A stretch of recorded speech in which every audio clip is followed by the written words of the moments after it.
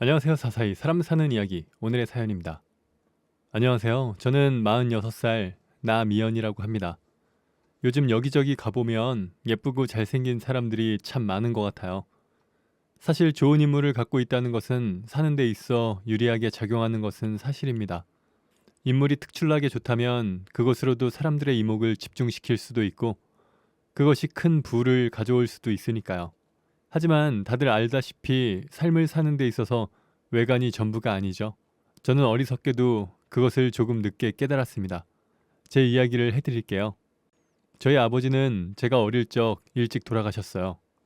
하지만 외갓집이 부자였기 때문에 매우 유복하게 잘 자랐죠.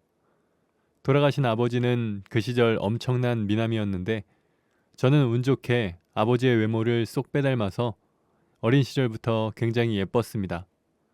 언제 어디서나 눈에 띌 정도로 말이죠. 초중 고등학교를 지나 대학생 시절까지 저는 언제나 주인공이었어요. 항상 어디를 가나 저에게 모두 친절했고 저도 그걸 알고 즐기기도 했죠.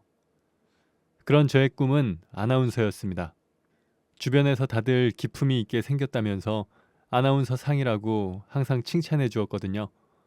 그리고 저도 그 직업이 저와 잘 어울린다고 생각했습니다. 그랬기에 저는 서울소재대학교 신문방송과를 들어갔습니다. 제 꿈을 이루기 위해서 말이죠. 학교를 다니면서 3학년까지도 차기 아나운서 남이연이라는 소리를 듣곤 했어요. 하지만 현실은 제 생각과 많이 다르더군요. 4학년 때부터 아나운서 시험에 도전했는데 매번 떨어졌어요. 그렇게 자꾸 떨어지다 보니 불안한 마음에 따로 학원을 다니기도 했지만 결과는 항상 낙방이었습니다. 그러자 학원 강사는 저에게 화면에 보이는 얼굴에 뭔가 임팩트가 부족하다면서 얼굴을 입체적으로 만드는 수술을 하라고 조언해 주더라고요. 그래서 여기저기 물어 실력이 좋다는 성형외과를 찾아갔습니다. 그런데 그 병원에서 의사가 제 얼굴을 보더니 이상한 말을 하더군요. 남희연 씨는 수술하지 않는 게 좋겠어요. 코를 세우면 눈도 하고 싶을 거고 눈을 하면 턱을 하고 싶어질 거예요. 지금 얼굴도 충분히 조화가 잘 되어 있는 상태입니다. 아니 그런 말이 어디 있어요. 제가 하고 싶다니까요. 얼굴이 입체적으로 보이도록요. 의사는 환자가 하고 싶다고 다 해주는 사람이 아니에요. 수술 이유도 예상하면서 판단하는 것이 의사가 하는 일입니다. 그래도 제가 계속 아나운서 시험을 봐야 한다며 수술을 고집하자 의사는 저에게 성형을 수단으로 사용하지 말라고 과하면 독이 된다면서 급기야 저를 쫓아내기까지 했습니다. 전 너무나 황당하고 어이가 없어서 그 당시 사귀던 남자친구에게 그 의사 욕을 하며 툴툴거렸습니다. 하지만 남자친구의 반응도 크게 다르지 않았죠. 거봐, 하지 말라니까. 지금도 얼마나 예쁜데 수술할 필요 없어. 좋은 의사 만났네. 좋은 의사는 무슨 내가 내 돈 주고 수술하겠다는데 안 해주는 게 더 이상하지 않아? 그 의사가 보기에도 충분히 예뻤나 보지. 근데 성형수술 하면서까지 아나운서를 꼭 해야겠어? 진짜 고등학교 때부터 내 꿈이었다고 몇 번을 말했어. 안 그래도 자꾸 떨어져서 짜증나 죽겠는데 오빠까지 이럴 거야? 도움을 주지는 못할 망정 수술 안 해준다는 의사나 아나운서를 해야 하냐는 남자친구나 짜증나긴 매한가지더군요. 그럴수록 꼭 아나운서가 되고 싶다는 생각만 들었죠. 하지만 졸업 후로도 계속 시험에 낙방했습니다. 그러다 보니 짜증이 늘고 히스테리가 심해졌고 결국 사귀던 남자친구에게도 차이고 말았죠. 슬슬 주변에서도 아나운서에 목매는 저에게 따끔한 말들을 하기 시작했죠. 해도 안 되는 걸 왜 자꾸 욕심부리냐며 더 나이 먹기 전에 다른 직업을 찾아보라고 하는 사람도 있었고 기를 쓰고 아나운서 되려는 게 결국 좋은 남자 만나서 팔자 고치려는 거 아니냐는 사람도 있었습니다. 시험도 계속 떨어지고 주변에서도 자꾸 이상한 소리를 해대니 저 역시 지치더군요. 심지어 엄마마저 26살 예쁠 때 선 봐서 결혼이나 하라고 하셨죠. 저는 싫다고는 했지만 사실 저도 그게 낫지 않을까 하는 생각도 들었어요. 결국 더 나이 들면 주가 떨어진다는 엄마 말에 등 떠밀린 척 선을 보았고 저보다 6살 많고 돈 좀 있는 남자와 결혼을 하게 되었습니다. 하지만 남편과의 결혼 생활은 딱히 행복하지 않았어요. 결혼 후 2년 동안 몇 번의 유산으로 계속 아이를 낳지 못했죠. 설상가상으로 엄마마저 갑작스러운 사고로 돌아가셨고요. 그리고 30살 때 제 인생을 송두리째 바꾸게 하는 일이 벌어졌습니다. 집에 놀러온 시조카에게 주려고 도넛을 튀기던 중 조카가 가지고 놀던 공을 뜨거운 기름이 담긴 팬에 던져버린 거죠. 즉시 피한다고 했지만 얼굴엔 이미 많은 기름에 튀긴 후였고 저는 화상을 입은 얼굴 한쪽을 부여잡고 바로 병원으로 달려갔습니다. 그나마 바로 치료도 받고 그 뒤로 약도 잘 발라서 자잘한 화상들은 금세 가라앉았지만 오른쪽 볼에 생긴 500원짜리 동전 크기만한 화상 흉터는 계속 사라지지 않더라고요. 유명한 흉터 전문 병원을 찾아가서 레이저 치료도 해보았지만 눈에 띄는 효과는 없었고 성형외과도 찾아가 봤지만 아직 조금 더 두고 본 뒤에 수술을 할지 말지 여부를 정하는 것이 좋겠다고 했죠. 이후 제 모든 관심은 오른쪽 볼에 생긴 흉터에만 집중되었습니다. 지금까지 이 답답한 생활의 낙이 거울을 보고 사진 찍는 것이었는데 그 뒤로는 씻을 때조차 거울은 쳐다보지도 않게 되었어요. 집에서도 진한 화장을 하고 있기도 하고 일부러 머리카락을 길러서 얼굴을 가려보기도 했죠. 하지만 감추려고 할수록 흉터는 더 두드러져 보이기만 했습니다. 저도 제 얼굴을 보는 게 싫은데 예쁜 얼굴이 마음에 들어서 결혼한 남편도 그랬는지 얼굴에 흉터가 생긴 후로는 노골적으로 저를 피하곤 했죠. 사실 결혼을 한 이후 제 나이가 30이 가까워지면서 남편의 태도는 급격히 달라졌어요.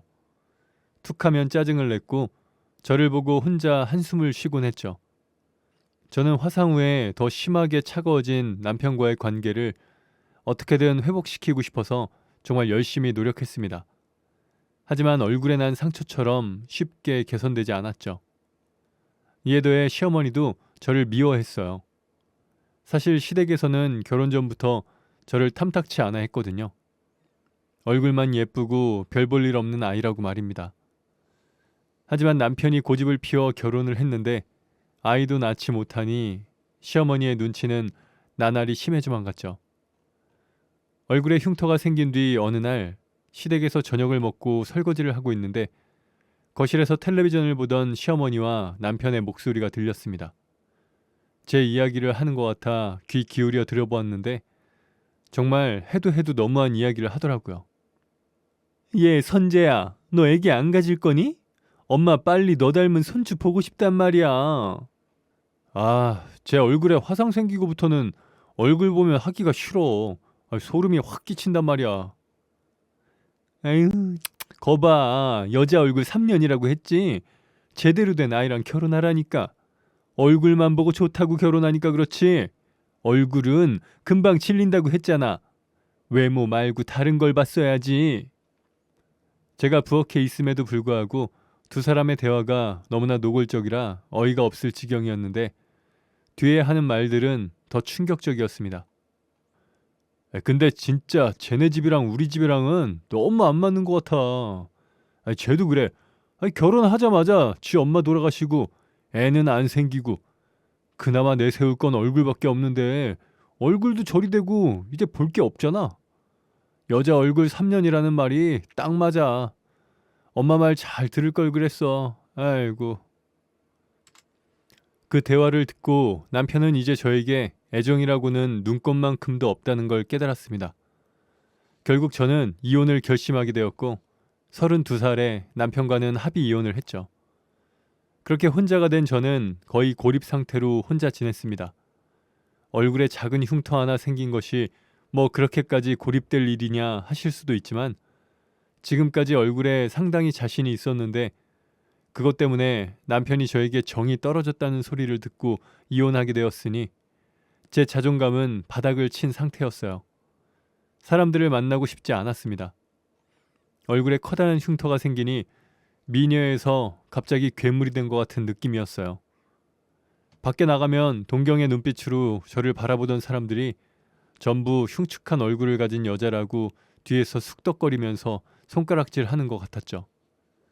하지만 먹고는 살아야겠기에 저는 집에서 할 수 있는 일을 찾다가 출판사에서 원고 교정 보는 일을 하게 되었습니다. 대부분 이메일이나 드라이브를 이용해 일을 하다 보니 집에서 충분히 할 수 있는 일이었죠. 외출은 최소한으로 했어요. 식자재 대부분도 배달을 시켰고 산책도 밤에 모자를 쓰고 잠깐 나갔다 오는 정도였습니다. 그런데 어느 날 저녁 모자를 푹 눌러 쓰고 바닥만 보고 산책하다가 자동차와 부딪히게 되었죠. 운전자는 차에서 바로 내려 괜찮은지를 물었지만 사람과 마주쳤다는 것이 더욱 불편했던 저는 세게 부딪힌 것도 아니고 다친 것도 없는 것 같으니 괜찮다고 하고 집으로 발걸음을 옮겼습니다. 어서 그 자리를 피하고 싶다는 생각만 들었거든요. 그런데 그 남자가 저를 불러 세우더군요. 아, 어디 가세요? 연락처 주고 가세요. 제 연락처도 하나 받으시고요. 네? 아니에요. 괜찮아요. 저 다친 곳 없어요. 그냥 갈게요. 저는 혹시라도 얼굴이 보일까봐 고개를 숙이고 말했습니다. 그런데 남자는 한숨을 푹 내쉬더니 어이없다는 듯 말하더군요. 아니, 당신이 나중에 경찰에 신고하면 제가 뺑소니 친 게 됩니다. 어서 연락처 주세요. 아니, 괜찮다고요. 신고 안 해요. 아, 내가 그 말을 어떻게 믿습니까? 전 어쩔 수 없이 그 사람과 연락처를 주고받았어요. 그런데 다음날 아침부터 전화를 걸어 몸은 괜찮냐고 묻더군요. 저는 다친 데는 없고 넘어지면서 바닥을 짚은 팔이 뻐근한데 파스를 붙이면 된다고 했죠. 그랬더니 전화기 너머로 그 남자가 자동차 사고 후유증이 얼마나 심한 줄 아냐면서 잔소리를 해대더군요. 아, 그거 잘못 두면 신경 문제 생길 수도 있습니다. 긴 말하지 말고 빨리 나오세요. 바로 병원 가죠. 전 그러면 저 혼자 갈게요. 보험회사 연락해서 대인 접수해주세요. 같이 가시죠. 그쪽이 병원에 안 가놓고 갔다고 할 수도 있고 엉뚱한 병원에 갈 수도 있잖아요. 제 눈으로 봐야겠습니다. 그 남자는 어찌나 깐깐한지 제가 아무리 말을 해도 함께 병원을 가야 한다고만 말했고 할 수 없이 저는 낮에 외출하게 되었죠. 늘 그렇듯 피부 화장을 하고 머리로 얼굴을 가리고 그 남자와 함께 병원으로 갔습니다. 그런데 생각보다 제 부상이 심각했어요. 넘어지면서 팔에 살짝 금이 가고 인대도 다쳤다고 깁스를 해야 한다고 하더라고요. 저는 그냥 살짝 부어오른 줄 알았는데 아니었습니다. 그 진단에 남자는 자기가 어젯밤에 블랙박스로 확인해보니 제가 넘어질 때 팔목으로 땅을 짚더라며 병원에 안 왔으면 큰일 날 뻔했다고 또 한참을 일장연설을 해댔죠. 결국 저는 4주 동안 열심히 치료를 받고 깁스를 풀 수 있었습니다. 그렇게 무사히 치료를 받고 난 뒤 한동안 하지 않았던 밤 산책을 나갔는데 하필이면 또 그 깐깐남을 만나게 되었습니다. 아마 근처에 사는 것 같았어요. 그 남자가 저에게 인사를 하길래 저는 대충 고개만 까딱하고 도망가려고 하는데 갑자기 뒤에서 저를 붙잡더군요. 그 남자의 불쾌한 행동에 이번엔 짜증이 났고 저는 매우 신경질적으로 말했습니다. 아, 진짜 귀찮게 왜 이래요? 치료 다 받았고 이제 그쪽이랑 볼 일 없잖아요. 나 몰라요? 알 텐데. 알죠. 얼마 전에 사고 난 차주요. 내 팔 금가게 만든 남자. 그 남자는 제 대답을 듣더니 한참을 웃었습니다. 그러더니 학동역 최완수 성형외과 기억나죠? 그러고 보니 그때 성형 안 해준 그 의사더군요. 전 조금 놀라기도 하고 민망하기도 해서 차분한 목소리로 그 남자에게 말했습니다. 네. 그런데 10년이 다 되었는데 저를 어떻게 알아보셨어요? 그대로니까 알죠. 목소리도 그렇고 단아한 이목구비도 그렇고. 아니, 사실 처음엔 긴가민가 했는데 병원 가서 이름 쓰는 거 보고 확신했어요. 저한테는 남희연 씨가 상당히 기억에 남는 환자였거든요. 네. 제가 말한 대로 성형수술 하나도 안 했네요. 잘했어요. 근데 그 사이에 작은 흉터가 생겼네. 이거 왜 안 없애고 있어요? 제가 치료해 줄까요?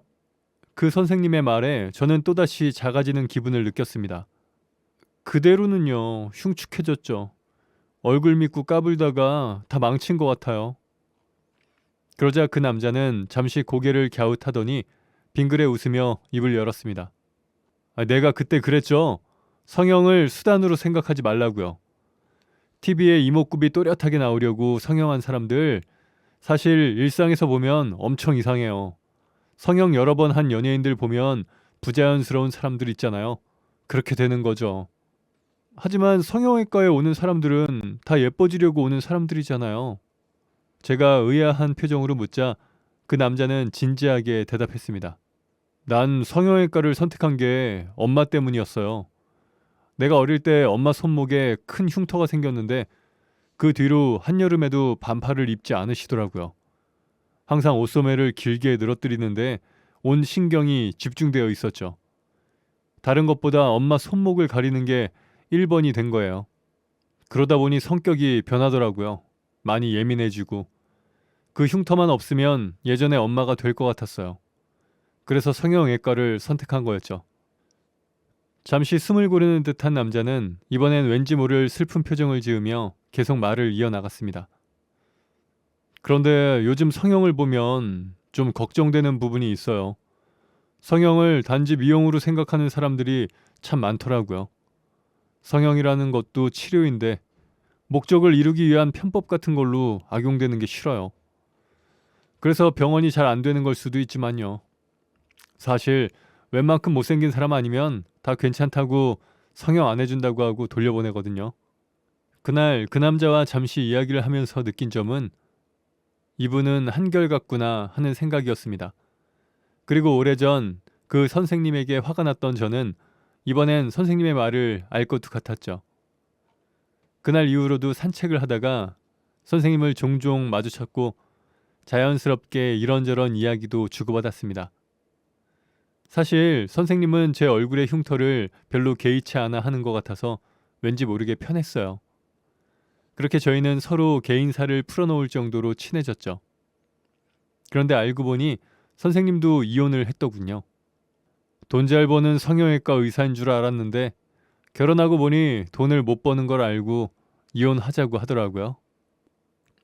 전 예뻤던 얼굴이 못생겨져서 이혼당했는데 지금도 예쁘다니까요.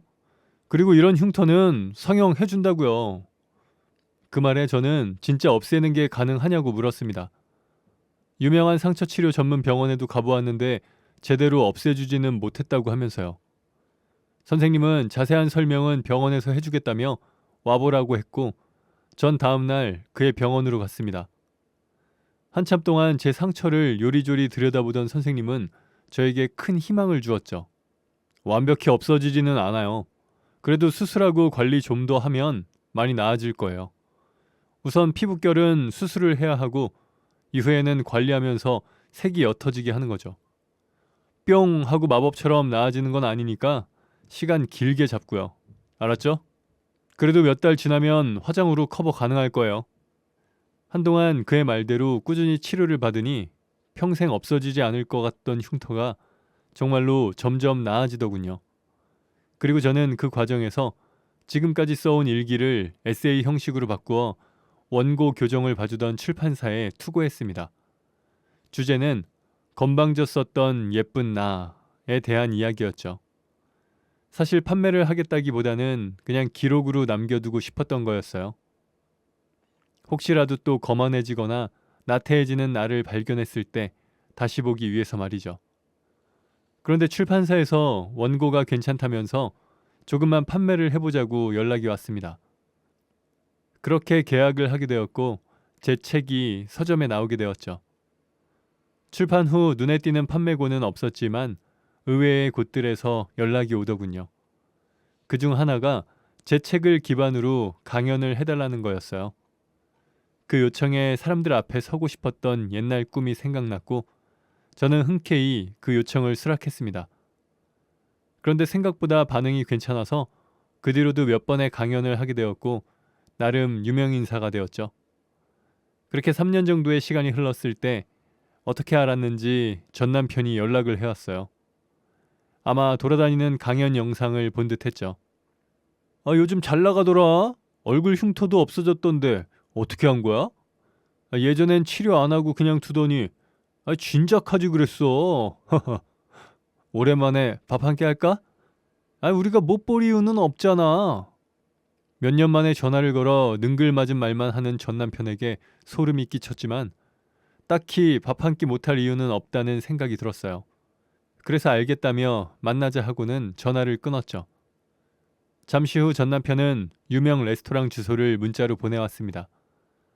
그렇게 저와 전 남편은 이혼 후 처음 만나 식사를 하게 되었죠. 헤어진 남자친구가 연락을 하면 목적은 단 하나라고 하더니 전 남편도 크게 다르지 않더군요. 와인 한잔하면서 분위기를 잡더니 옛 추억이 어쩌고 저쩌고 추억팔이를 해댔습니다. 그러더니 갑자기 저를 빤히 쳐다보면서 말했죠. 야, 얼굴 깜쪽 같네. 더 예뻐진 것 같다, 야. 이혼할 때보다 몸매도 더 좋아진 것 같은데? 몸매도 뭐 한 거야? 전 남편은 제 기분은 아랑곳하지 않고 얼굴 평가와 몸매 평가를 한참 동안이나 하였습니다.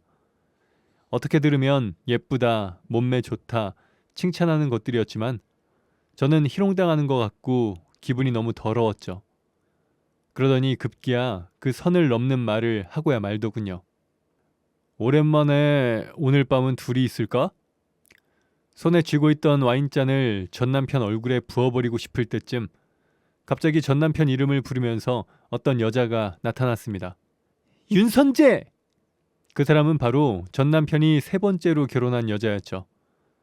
전 남편은 그 사이 두 번째 결혼을 했다가 또 이혼을 했고 세 번째 결혼한 지 3년도 안 되었는데 첫 부인한테 찝적된 거였습니다. 덕분에 조용했던 고급 레스토랑에 한바탕 소동이 일어났어요. 하지만 저한테는 아무 일도 없었습니다. 왜냐하면 그 여자를 데려온 게 제 남편이기 때문이죠. 전 6개월 전 제 흉터를 지워준 그 남자와 결혼했어요. 저에게 재혼했냐고 물어보는 사람이 없었기 때문에 따로 공식적으로 알리진 않았었죠. 다만 재혼 후 강연 갔을 때는 말하기도 했는데 전 남편이 그것까지는 몰랐나 봐요. 처음 전 남편에게 연락을 받고 바로 남편에게 이 이야기를 했습니다. 제 이야기를 들은 남편도 한참 동안 어이없어 하다가 그 쓰레기 놈의 지금 부인한테 알리고 알아서 처리하도록 하자고 했던 거죠. 더 지저분하게 만들어주고 싶었지만 그럴 수 없었던 이유는 저도 남편도 어느 정도 사람들에게 노출된 삶을 사는 사람들이기 때문에 혹시라도 구설수에 오를까 싶어서 이 정도밖에 할 수 없었죠. 그래도 그 상황에서도 하고 싶었던 말은 해줬습니다. 여자 얼굴 3년이면 끝이라고 떠들더니 그 버릇을 아직도 못 버렸구나. 세 번째 결혼한 지 아직 3년도 안 됐다며. 너도 참 대단하다. 근데 이제 관리 좀 해야겠어. 탈모도 그렇고 배도 너무 나왔다. 여보, 당신 모발 이식도 하죠? 저 사람한테 명함 하나 줘. 상담받으러 오라고. 제 말을 들은 남편의 명함을 건네면서 모발 이식도 하고 지방 흡입도 하고 있으니 언제든 상담을 받으러 오라고 매우 친절하게 말했죠. 전 남편은 아주 열받은 표정이었지만 본인의 부인이 옆에서 길길이 날뛰니 아무 말도 하지 못했고 저와 남편은 속 시원한 기분으로 그 자리를 빠져나왔습니다. 이후 조금 더 강연을 다니던 저는 힘들게 임신을 했어요. 이번에도 조산기가 있어서 거의 침대에서 생활했습니다. 하지만 남편이 잘 챙겨주고 돌봐주었던 덕에 무사히 출산을 할 수 있었죠. 그리고 아이는 지금 6살이에요. 얼굴은 저를 많이 닮아서 그런지 참 예쁘답니다. 지금 제 얼굴 흉터는 거의 없어지기는 했지만 지금도 맨 얼굴로 보면 살짝 보여요. 하지만 이제는 그 흉터를 볼 때마다 뭔가 훈장처럼 자랑스러운 느낌입니다. 그 흉터가 거만하게 살던 저를 사람답게 만들어주었으니까요.